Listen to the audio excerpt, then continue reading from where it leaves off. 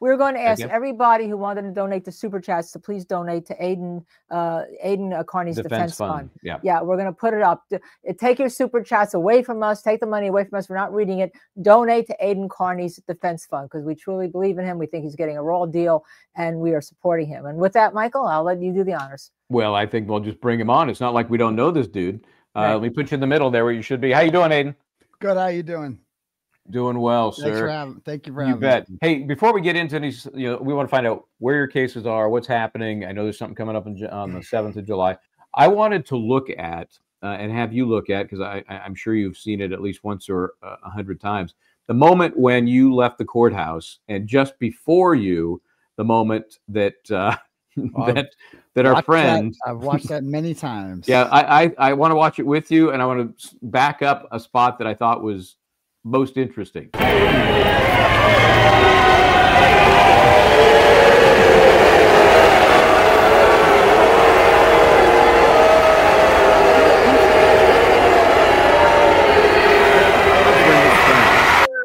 There's John soaking in the booze.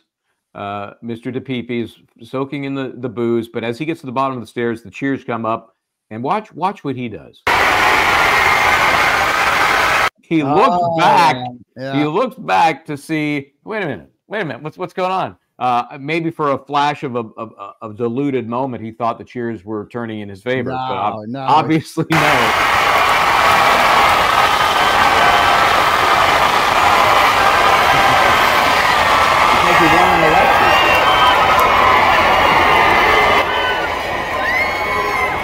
No, it's the Beatles.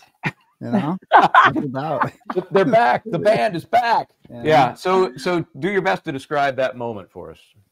Best feeling in the world. Because I'm maybe even better when DePietro was out right before me. I heard him getting. Was that planned? No, it was just the way we were ordered. Like you saw where I was lined up in the courtroom. I was like the last one on the edge there, next to Andrea Galvin from Canton TV. And they just kind of whisked us out of there, like, media, you must leave now. We're like, okay, sorry. And then we all were whisked out of the courtroom, and it was just like a funnel, like down those stairs, one after another, in line. And when DePietro went out, it was like Tim Rose was down there, the head security guard, and he was like, they close the doors. They're like, close the doors. Like the Bastille's behind you, they close the doors? No, like behind DePietro, they close the doors. Oh. And then they're like, oh wait, there's two more. And then they and so when they opened the doors, I could hear the boos, and I was so happy seeing DePietro just getting booed. Everybody knew who he was going down the steps. He enjoyed that, by the way. Just look at his face. He looked around like he was like so happy. He's deluded. The guy's a weird dude. He's got the crazy eyes. I mean, I don't know what's going on inside there, but he's not much. Probably right. No, I mean, I don't know. This case has, highlighted the severe mental health crisis I think this country is having. When you see people like John DePietro and Grant Smith Ellis, and just the things that they're saying right now. Like, for instance, earlier today, I did a video kind of explaining how I, just like how there's no issues between me and the Karen Reed team, because a lot of people were saying stuff like that. And so I just kind of wanted to put it out there, like everything's good. And, I wrote an article on it, and then I read the article on a video, which is not something I normally do, but I like to make it so that like simple people who can't read can like hear words, and then they can like listen that way. And so there's a lot of really stupid people out there who are like, oh, this sounds like scripted. Yeah, nothing gets by you, Captain Dipshit. It is scripted. It's called an article. I'm actually reading it. Yeah, it is. And by the way, it was great. If you haven't watched it, it's great. No one should be questioning. Aidan's right on point. He's terrific. He's wonderful. And we've been behind you. I do have one little quip though. Okay. You have to pronounce my name Bodden like the spy. Linda Kenny Bodden. I apologize. I know. Don't apologize. Yeah. I want to be Devers. I've waited for this moment because I want to be, don't call me Devers. My name is Dever. I thought it was hysterical. I thought Aidan, she also gets mad if you leave the hyphen out. So, you gotta humor her. Yeah, not everyone could be named Mike Bryant. So that's right. So simple. Yeah, or as my phone calls him Michelle. Yes. Well, yeah, that was a curse my mom gave me. You know, we'll take the A out and make it the French spelling, so that in 5th grade, when the teacher says your name for the first time, you have to go to therapy. So everybody thinks you're Michelle. But anyway, I thought the reaction to it was going to be like, "Oh, okay, thanks for clarifying that. Clears things up." Instead, everyone's like, "Is he forced to say this? Is there a gun to his head? Is this a hostage video?" And then like the Grant, I have to apologize. I listened to Grant's analysis of my video, and like it was just like a mental illness crisis. He's saying things like, "Oh, this is clearly a coded sign to Karen Reed that he is going to flip on her, ladies and gentlemen. Oh, dear God." It's like these people believe this shit. It's just crazy. Like, it's just crazy. No matter what I say, it just elicits more craziness. Yeah, but so what is it about you, Aidan? What is it about you that just it bothers these folks? I want you behind me if I ever in trouble. Let me tell you, I want you digging, okay? Because you're what a real journalist should be, all right? Quite frankly. And well, I keep saying it. I keep saying that to people.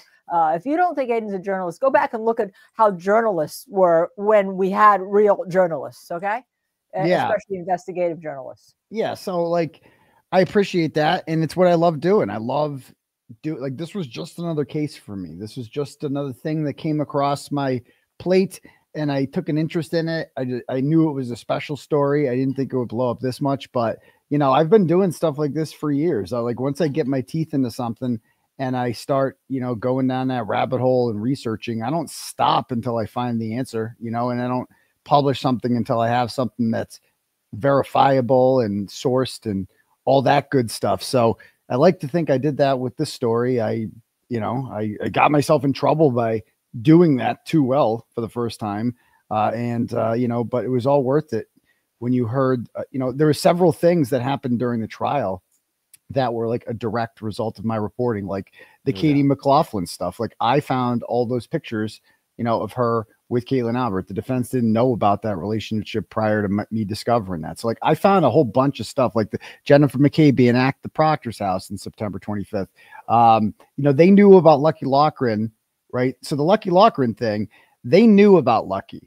And because they had interviewed him within like a month of John dying, and then he kind of ghosted them, and they were like wondering, is this guy even gonna respond to a subpoena? Like, what's he gonna say? Have the McAlberts got to him? That was their big worry. It was like, have the McAlberts got to this guy, And so I went and did a journalism. I tracked him down.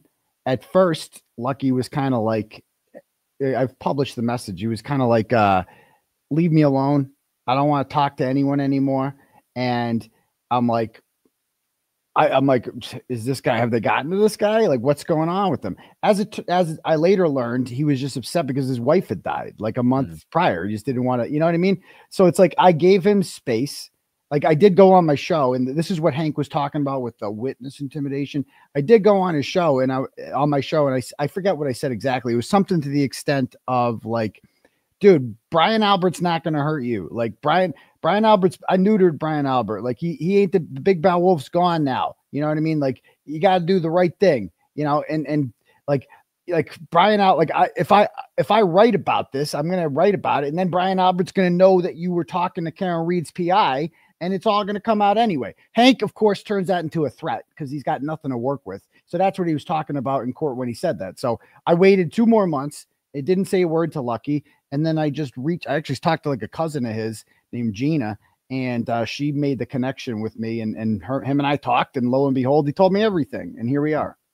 And he was wonderful. And now also from Barrow's testimony from his interview the other night, right? That there may have been a lot more hanky-panky going on that we suspected but didn't know about.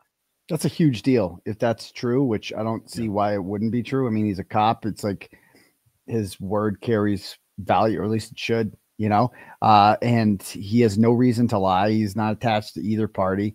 And it sounds like from what he described that he told Lally that he did not think that the taillight looked like it did after Michael Proctor got a hold of it, that Lally knew this information and that he either intentionally avoided talking about it or asked him to change his testimony. I'd have to re-listen to what he said.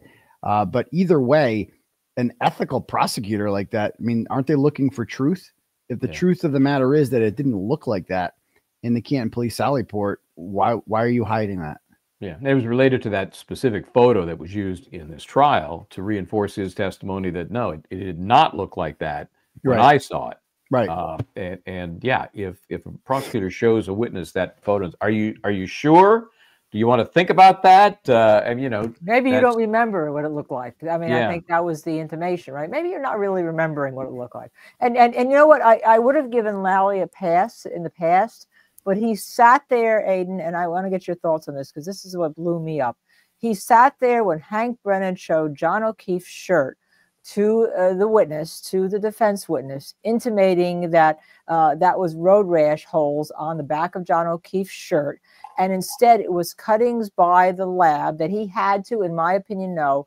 But you had Lowley sitting there along with McLaughlin. But you had Lowley sitting there, and he didn't get up and say, "No, stop. That is incorrect." And to me, that was a watershed moment, and that's why I can't give him any credibility on whether or not Barrows is right or wrong. I think I go with Barrows all the way, 100%. Of course, yeah. He's got no reason to lie. So he was a great witness. They tried tripping him up with like a technicality, saying like, were you shown this picture at the last trial? And I knew he wasn't. Like, that was one of my big things with the defense was like, why didn't you guys show him the picture? Yeah, why didn't you guys show him that picture? And he's like, yeah, I was. And I'm like, oh, no, you weren't. I'm like, no. And I know he's going to pounce on that, even though it doesn't matter. I mean, it's a little minor mistake, but I'm like, Hank is going to be like, oh, so you forget things all the time. Like you have a bad memory. It's like, but if that, obviously it didn't work. The jury obviously believed off it. I think a couple of them have cited his testimony in their reason for believing that the taillight didn't look like that. I mean, this jury knows what's up. This jury, based on the two that actually 4 of them have spoken, but 2 of, Paula and the foreman, they've both gone the extra mile to say that not only do we think that she's not guilty, we also believe that she's innocent. And we also believe that John was in the house. The second you put John in the house, you blame the McAlberts. Like, that's putting John inside the house is code for the McAlberts killed him, period. And what do you think about them coming out as quickly as they did? I mean, just so no class, and basically trying to reinforce their story. Who? The McAlberts. Oh, they were on I don't know, ABC, one of those shows. Yeah, they were either way. They were going to show that. I mean, that was pre-recorded, but like if Karen Reed was convicted, that was going to be their victory tour, right? If like, oh, see, we're the victims here after all. If Karen Reed was acquitted, that was going to be their "Don't Look at Me" tour, because immediately, and rightfully so, all eyes turned on them. Because Karen Reed didn't do it. It's unanimous. Like, the jury concluded that this woman did not hit John O'Keefe with her vehicle, which means the people or persons who murdered John O'Keefe are still out there in Canton somewhere. Like, they were in Brian Albert's house. Like, whoever did this is out there. So they immediately want to get ahead of that. And their defense is, we're the victims, actually. We're the victims. Like, people are mean to us. And they made up Brian Albert was just, he never really talks much. Usually it's Jen McCabe doing all the whining. But, he was on there. He just looked pathetic. I mean, I'm a Canton cop. I'm not a Canton cop. I'm a Boston cop. It's not ridiculous. I would have taken a bullet for him. You wouldn't have put on your pajamas for him, dude. Yeah. I'm going to come out there in my underwear and crime scene tape. Yeah, do it. Or just offer your house. How about offer your house up as some sort of, ground zero type thing? Like, make coffee. Have you thought of that? That is Nicole, the cleaner. Maybe is the coffee pot broken? Can you make some coffee for the officers so that they can sit outside the crime scene all day and monitor it? Can you do that? So, and they have like a bathroom to use, something like that. How about you offer up your house for something useful, since nothing happened in the house, right? No one was killed inside your house. There's nothing to hide in your house. Why don't you let the cops just kind of set up inside your house? Wouldn't that be if you would take a bullet for him, right? Brian Albert. So wouldn't you offer up your house for him too?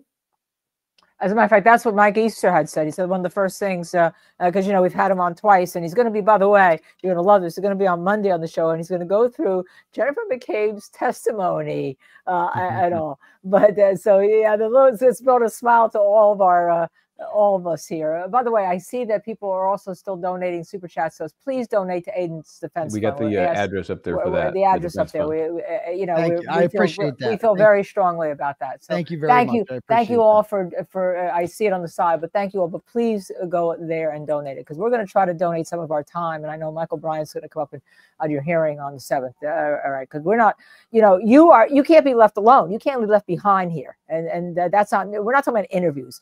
Everyone is behind the Karen Read movement, has to get behind you, in our opinion, Aidan. So that's one of the reasons why we wanted to have you on so strongly. Well, thank you. I appreciate that. And I'm glad that my case isn't being lost in all this. I hope that the momentum from the Read case, the acquittal, it kind of transfers over to my case, because, my case is very different from Karen's. In Karen's case, somebody died, right? There's like, someone was badly hurt, period. And somebody had to be blamed for that. With me, who's hurt? Does anybody have a pinky that got hurt, or like a cut, a paper cut maybe? No, they have nothing. Nobody's got a broken bone, nothing. There's literally no physical damage to anyone. There is no monetary damage to anyone. No money was stolen, nothing like that, right? This is literally the first indictment over hurt feelings in the history of law and order. This is a hurt feelings indictment. Like, all these people got up on the stand and said, I'm so scared, right? He's making me feel unsafe, blah, blah, blah, blah, blah, blah, blah. And if that's the new precedent, that anyone is allowed to just say, well, my feelings are hurt and I'm scared, therefore this person doesn't have First Amendment rights anymore, then we don't have a First Amendment. And so that affects all of us. So, like, I would argue that the implications of my charges are actually much larger than Karen's charges, which is one person being framed for a murder that they didn't commit. If all of us don't have First Amendment rights, then there is no free Karen Read movement. Because the First Amendment protects what we're doing, right? I mean, that's what gives us the ability to talk about this, to write about it, to put it all out there. So everything's on the line in my trial.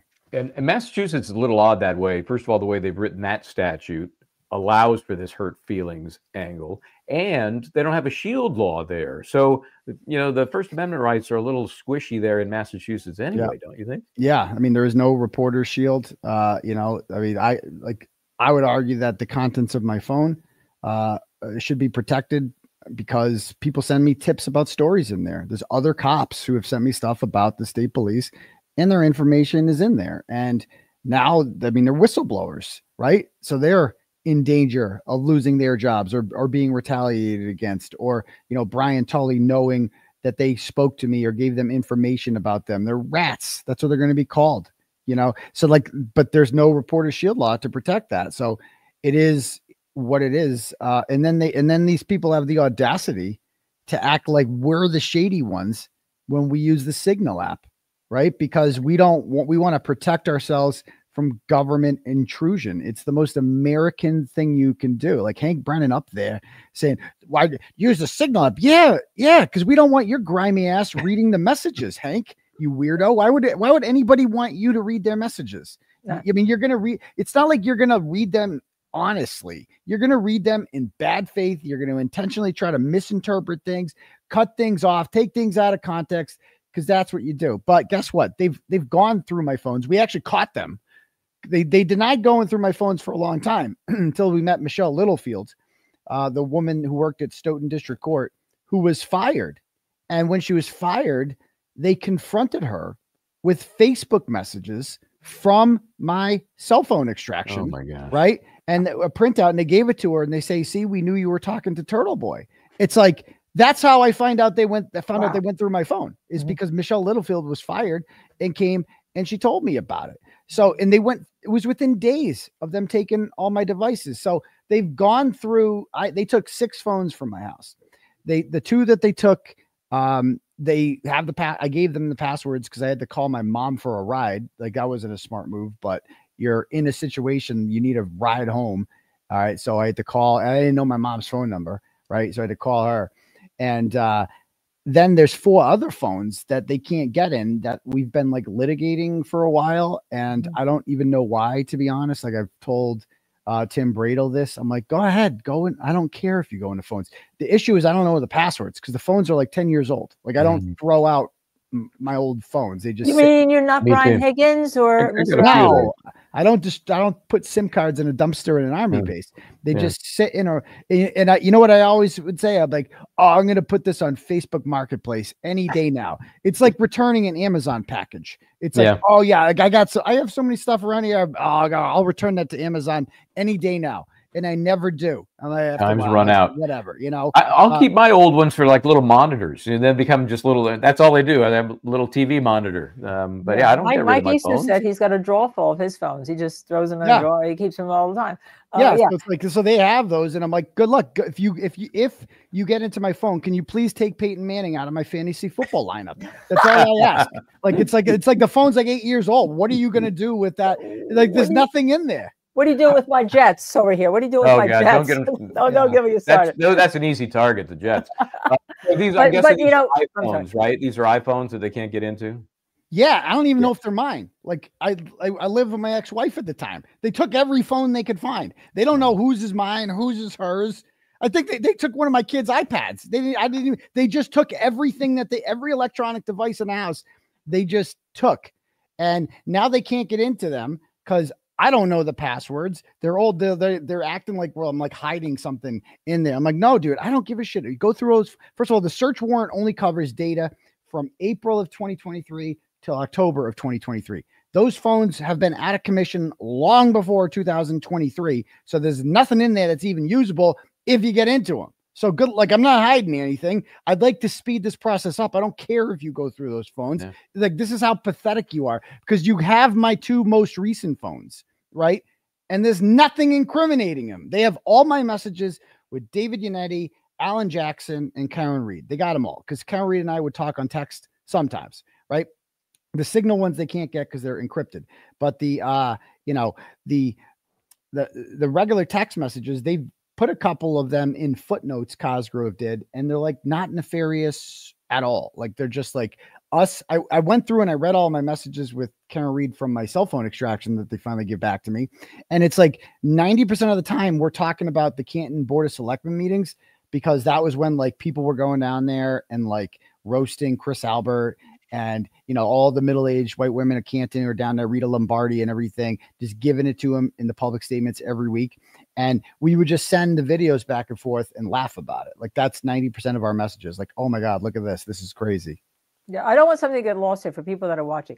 The Bar Association, by the way, if you watch that trial, you sound like Hank Brennan signals something bad. The Bar Association recommends that when you're dealing with anything that's a client relationship or a client issue, you use an encrypted app. As a matter of fact, my retainer agreements have to say whether or not my office has any way to protect calls coming in and emails coming in, whether they're encrypted or all. So that's what you're supposed to do. And that kind of got lost here for people that wanted to say, oh, signal, right?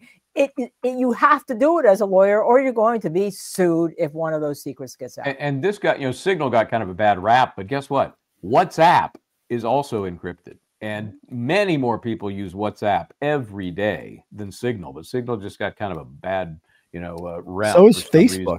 So is Facebook. I mean, Facebook's encrypted too. Like, so is, you know what else is encrypted? A face-to-face conversation, because it's not recorded. Like a conversation on the phone is encrypted because it's not recorded. They're acting like any communications that are not memorialized in writing are somehow nefarious in nature. Like that's like, this is like Soviet type thinking that these people are employing. It's very scary. I mean, like, these people, I call them communists, and I'm not exaggerating that they're communists to all of these people. They have communist mentality. And when I saw Bukaki on the stand there, he sounds like a communist. He sounds like some agent of the KGB walking around, and he's got KGB mentality. Yeah, he has got Eastern Bloc in him. So let's talk about where your cases are. What's happening, specifically what's happening on 7/7? What's going on? So, yeah, I had a meeting the other day with Betterow and Bradle, and we just kind of outlined, all our game plan about stuff that, I guess on the 7th, I think we have a couple motions we're doing, but I'm not entirely sure yet. But one thing we're doing is like scheduling stuff. Like, we got a wish list of stuff that we need. Like, for instance, so we got in December a whole bunch of text messages, screenshots of text. We asked for all of Morrissey's communications after we found out he was using a burner email. So we wanted all his emails, right, and communications with all of the McAlberts and all that good stuff, right? Isn't that rich? He was using a burner email as the head of the prosecution in Norfolk County, and they're going after Karen Reed and Alan Jackson for such a good point.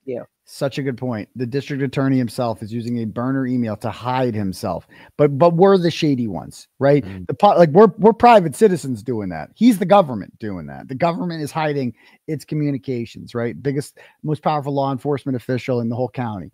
So we wanted all his communications, and what we got instead was a stack of printouts of text messages, most of which are from the perspective. They're screenshots of Steve Nelson's phone. He just screenshotted all his messages with Kerry Roberts, with Jennifer McCabe, and then we got a couple group messages with we can't even see who's on it. There's like 7 bubbles, but one of them is MM for Michael Morrissey. Another is YB for Yuri Buchanan, JF for John Fanning, BT for Brian Tully, and MP for Michael Proctor. So we get the gold mine with this one. Like, this is an awesome one. And we have a communication with them from like August of 2023 after the Lucky Loughran article came out, and you get to see their reaction to it. But you also get to see, and these are impounded, so I can't even share these, right? Like, which is ridiculous. Talk about cloaking everything in secrecy, right? You get to see one of these messages is in our motion to dismiss, and we had to redact it. And it's literally, wait till you see it. It is a smoking gun. That this we're going to go for that. This entire thing, with these entire charges, was just Michael Proctor having a bitch fit. That's all this was. And just like, we have the guns. Why aren't we arresting him? Why aren't we doing, like, why don't we do something about this? Because I'm mad. They're just mad. He was just mad. He was having a bad day. We've seen in his other messages how emotional he can get. He was just having a bad day because I wrote about him again. And he's like, why aren't we arresting him? And then they did a month later. Like, that's literally in writing. So, I thought for sure these Kerry Roberts text messages were going to come out at trial. I'm shocked that they're not. From what I understand, from what Karen told me, although I don't know if she's confused about this or whatever, she said that they wanted to confront Kerry Roberts with those text messages, but she just says she just denied that they were from her, because it's literally a screenshot. It says Kerry at the top, and she's just like, that's not me. Because they didn't give us a data extraction. They didn't give us like the Cellbrite report of this and that. Like, so it's like not official. It's just a screenshot of, it's like a Colin Albert screenshot, which was entered into court, So like these, wait till you see these messages. I'm telling you, like, they are so shady how the Norfolk County I'm talking in the days leading up, while the grand jury was going on against Karen Reed, afterwards, the months afterwards, before I got involved, and then the messages after I got involved. So that's one thing we're going to ask for probably on July 7th is, this is bullshit what you gave us. You guys gave us a bunch of screenshots from Steve Nelson. We want the data report from his phone and from Michael Morrissey's phone. We want them all. We want everything. We want all your communications about this, because you guys are clearly hiding something. And we also haven't gotten a response about Kate Peters' involvement in all this, right? We've demanded, like with the Betterell letters, we demanded this stuff a long time ago. They're just not providing it. They're not. So we are going to hold their feet to the fire, hopefully, on July 7th. They're just wasting time. They say we're wasting time. They're not getting us anything that we demand. And Cosgrove's whining that I'm just one guy and I'm really old. And he is. It's like, then maybe you don't do this. Like, you don't have, like, this is, you firstly signed up for this. You're double dipping already on a couple pensions. Now you're triple dipping. And, like, this is how you want to go out. You want to come out of retirement to declare war on the First Amendment. Okay. Did they move? They obviously moved to impound these messages. Do you think they're going to like back down because they don't really want the public to see the messages at some point? That's up to the judge. I mean, there's no reason I don't see why he won't unimpound these messages. Why were they impounded in the first place? Because there's no reason. No, there's no, like, because they just, everything. Usually when stuff's impounded, it's because there's a phone number on there or an address, right? Or some sensitive, or kid's name, some sort of sensitive information, right? Nothing like that exists on any of these messages. It's just, they automatically impound everything, and they hide and they protect the identities of these people like there's some sort of, Fabergé eggs that cannot be breathed upon, right? Or unless they melt into a puddle, right? So there's no reason at all for them to be impounded. Oh, wow. Wow. So how long do you think that process is going to take then, in terms of you're holding the feet to the fire and getting to the next step? Because the next step, we think, should be a dismissal of your charges, but maybe you want to get those messages unimpounded so that the public can see how shady everything was. Well, I don't know what the mechanism is for dismissing the charges, because we've already filed a motion to dismiss. I realize that 6 of them were, dismissed, and 10 were not.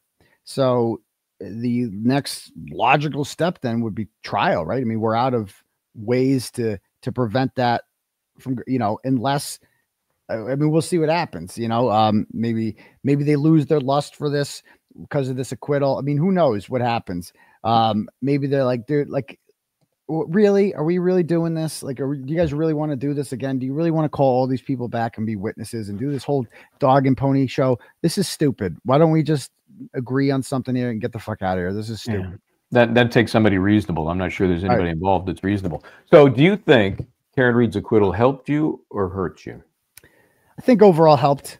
Although that is a good question, because, based now on maybe they're, they got their next boat and they want somebody, and maybe that's you. Well, you saw Hank's response, right? His response was, basically, this is all Turtle Boy's fault. Like, it's not his fault.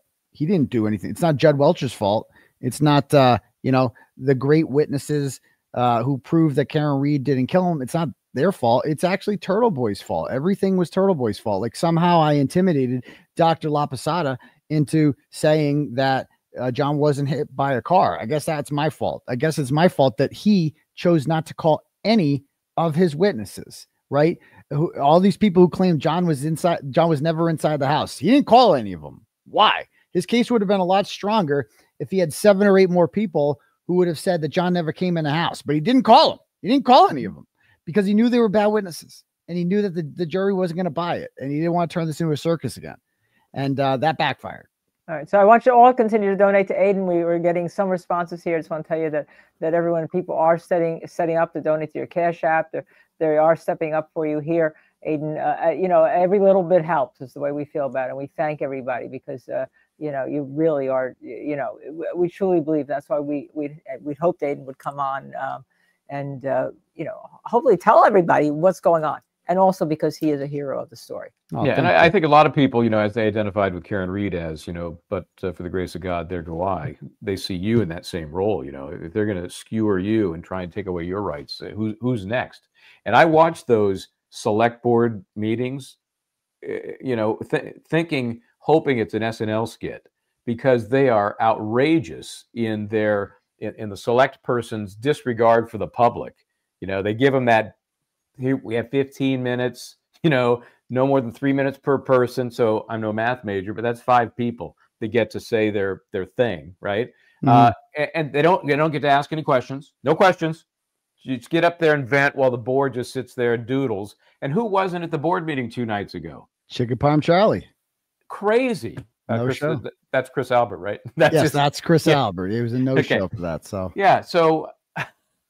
Too busy getting ready for his next, TV show? He has no shame. I mean, he would regularly show up and just get roasted by the audience, like every week. Like he would sit there with his iced coffee, drink it, and just get destroyed by the audience. He likes it. Like, he is a glutton for punishment. That man, that guy likes all this stuff. He truly enjoys it. Like this whole thing about like, I'm scared, I intimidated. No, Chris Albert is like John DePietro. He loves this stuff. He truly enjoys it. So, any normal person would have resigned by now. Like, this isn't worth it. But Chris Albert is like, being on the select, he's a loser. I mean, he's a guy that was probably a C student in his whole life, never left Canton, makes pizzas for a living. Not that there's anything wrong with that, right? But like, He's a loser.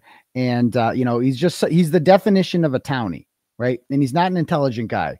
And he beat somehow the incumbent, who was a Yale educated attorney, who has already held the position. And she was a liberal and he was a conservative in a town that Biden won 2-1. So she had every possible advantage: education, incumbency, politics, etc.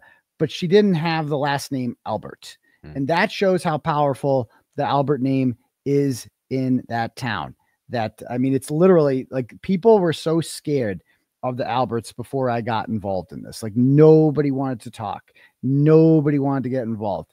And I like to, and so like this whole witness intimidation thing, it's like, no, they were the ones creating an atmosphere of fear. I liberated, I'm like Dorothy when she landed on the Wicked Witch of the East or whatever, and then everybody comes out, the lollipop gang comes out, and now Canton is saved and it's safe again because Turtle Boy Dorothy arrived and you'd have nothing to fear anymore. And we heard from Gail White and some of the early people on the Free Karen Read movement, how they were scared. They thought they could die. They thought they could be killed as they were standing out with signs. They moved. Now whether or not, but the point is that people are scared of speaking out. And, if they see what happens to you, of course they are. They say, well, oh my gosh, I'm speaking out. I could be Aidan Kearney. Yeah, I'd be more worried about getting arrested and charged, than killed. I don't think, these people are cowards. They're not, that was my whole thing. It's like, none of these people are going to do anything, right? They're going to hit the phone out of your hand, right? They're going to kill you. They didn't kill John on purpose.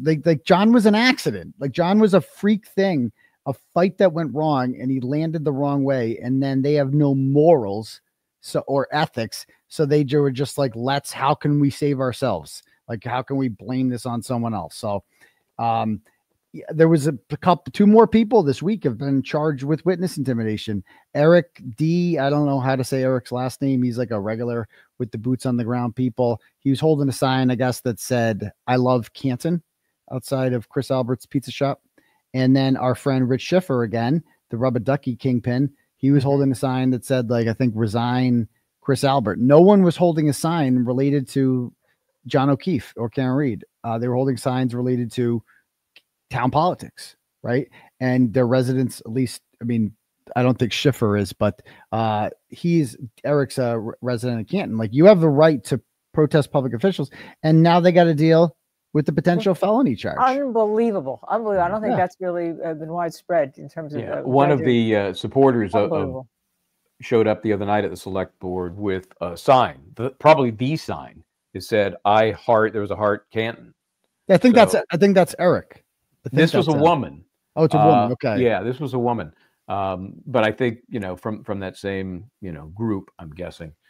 That's just, I don't even know how you justify doing that. What's the thought process from the law enforcement angle that says this person needs to be charged because they're speaking out in the weirdest way, if you want to construe it that way, against another citizen, which is, it's the power dynamics. Chris Albert's calling them and making a complaint.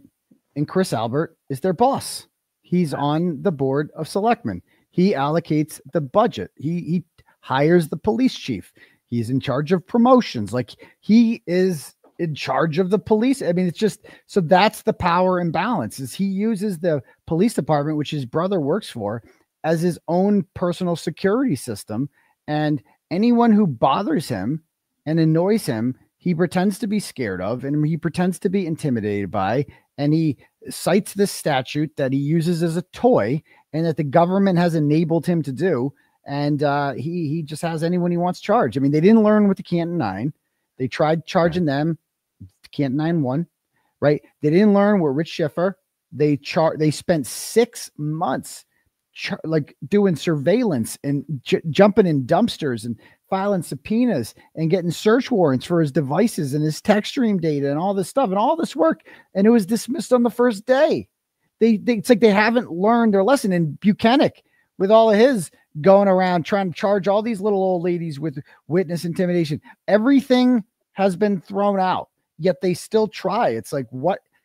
After a while, it's like I think they feel enabled by this fake Canton police audit, which you know, is just filled with lies about me and others. Right. They posted a picture of me outside of court.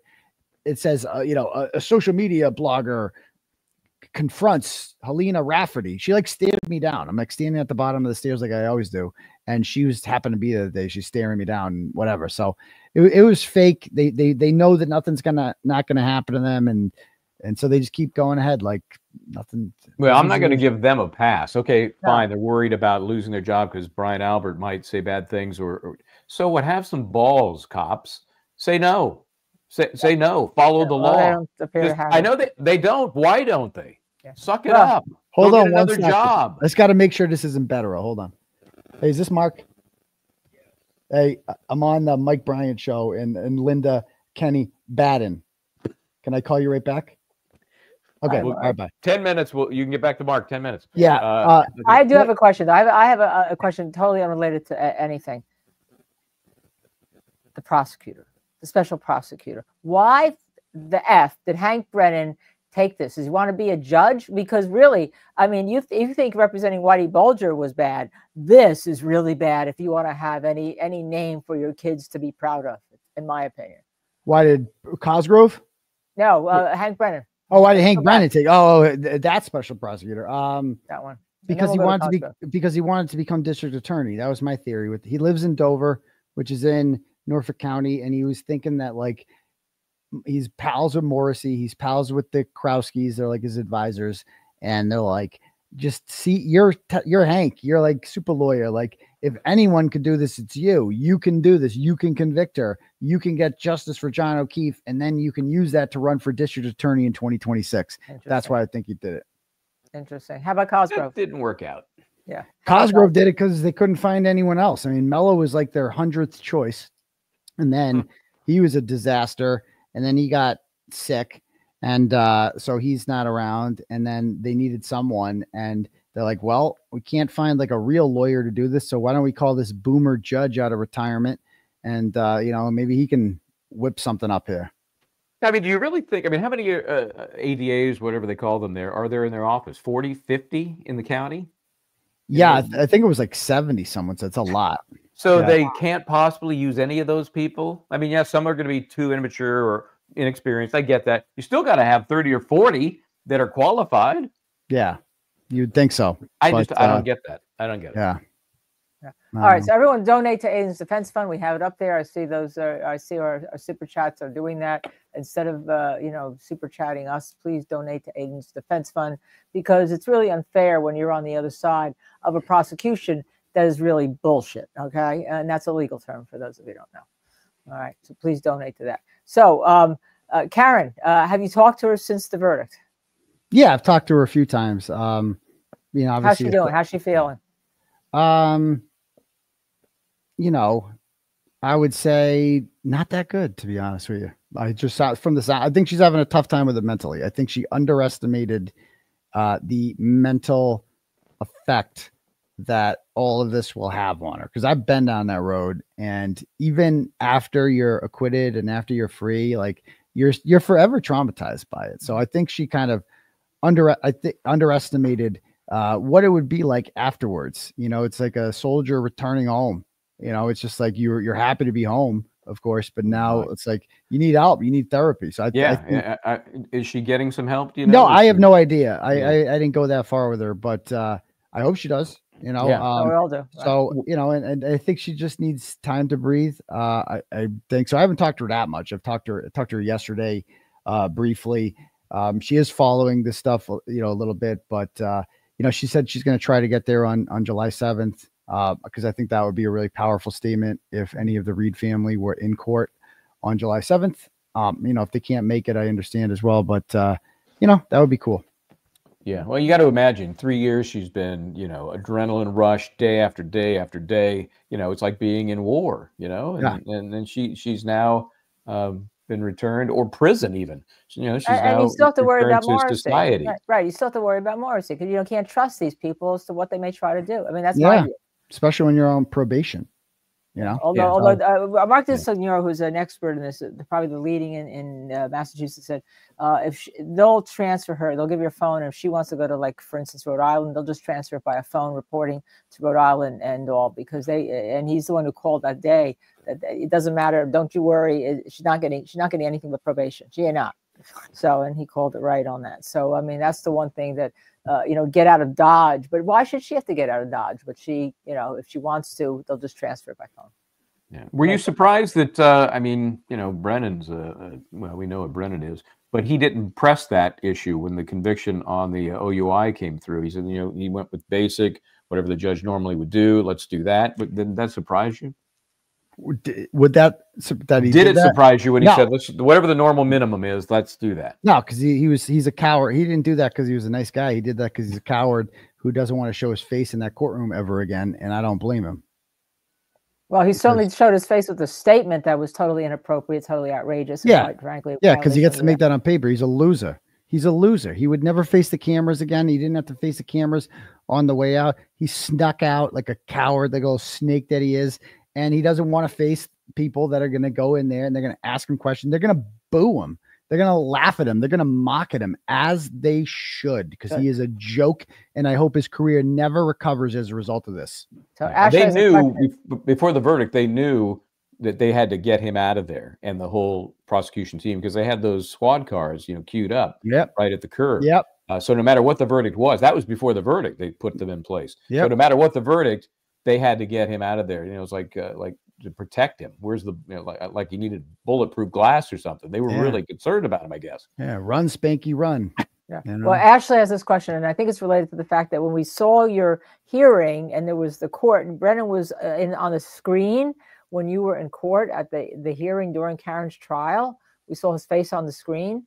Did he come into the court by Zoom? And so somebody wants to know, Ashley wants to know, is there a chance that Brennan would be allowed to take over your case, the case against you?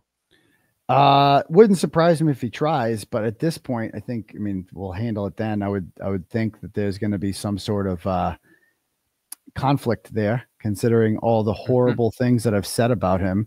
I mean, it's like, how is he not completely biased by the time he takes his case on? I've said the most horrible things about him, and he deserved everything I said. So I don't see how there wouldn't be a conflict there if he took that on.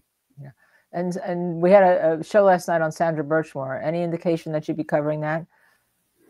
What's to cover? He's already been arrested, right? I mean, the Sandra Birchmore case, it's great, I mean, but the bad, I do exposing bad, I do injustices, and Matthew Farrell being arrested is the opposite of injustice. I guess people were concerned that the Massachusetts Attorney General and the Norfolk County DA, they didn't do shit.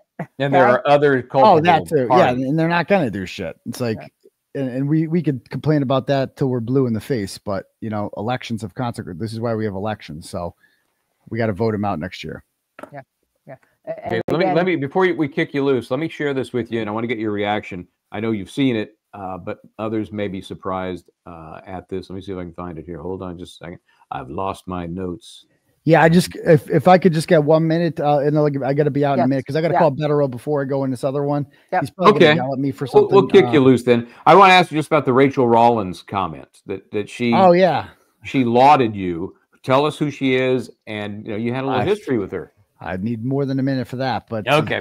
She's a communist, former district attorney who I did not like and said horrible things about, and highly criticized. And then she kind of was a snake and kind of used me to get back at Monica Cannon Grant over the 2022 Democratic primary for United States Senate. And then she became U.S. attorney, and then she lost her job as a U.S. attorney because she was corrupt. And then she said something nice about me out of the blue. Yes, and I want to share that just real quick before I kick you loose here. And she had a little turtle. Without Turtle Boy, does anyone know or care about the Karen Read trial? His relentless reporting in the face of repeatedly being told by law enforcement that he was wrong and there was, quote, nothing to see here, end quote, cracked this case wide open. That should not be lost in all of the reporting. So despite your headbutting, she was a big enough person to say that. Much respect to Rachel Rollins for that. She's always had that side to her. That's like, she keeps it real. Like, it's at certain times, like, she says what's on her mind, and credit to her. She was able to put differences behind and say that and say the truth. So I appreciate that. And credit good to you. Her, remember, and good for you. Yeah, and to keep donating to Aidan's fund, Aidan's Defense Fund, and please tonight just keep donating there, and you'll see that it hopefully will have some effect, some more effect than what you already have. Thank you, Aidan. Cool. All right, thank you guys. Thanks, Aidan. Appreciate it. We'll see you out there on the 7th. Take care, man. Bye. Wow, wow, how amazing is he, huh? Quite the adventure. I didn't get to it, but I'm curious, how he's doing. Yeah. There's such circus atmosphere. You're never out of it. We're probably contributing to it by dragging him on, but people are very concerned about where the focus now goes since Karen Reed has been acquitted. And it wouldn't be a surprise, considering the players, for him to now become the new target. And so I don't think they're going to back off, because that's what a reasonable person might do. Right. I think they may increase efforts so they can get a win, any win.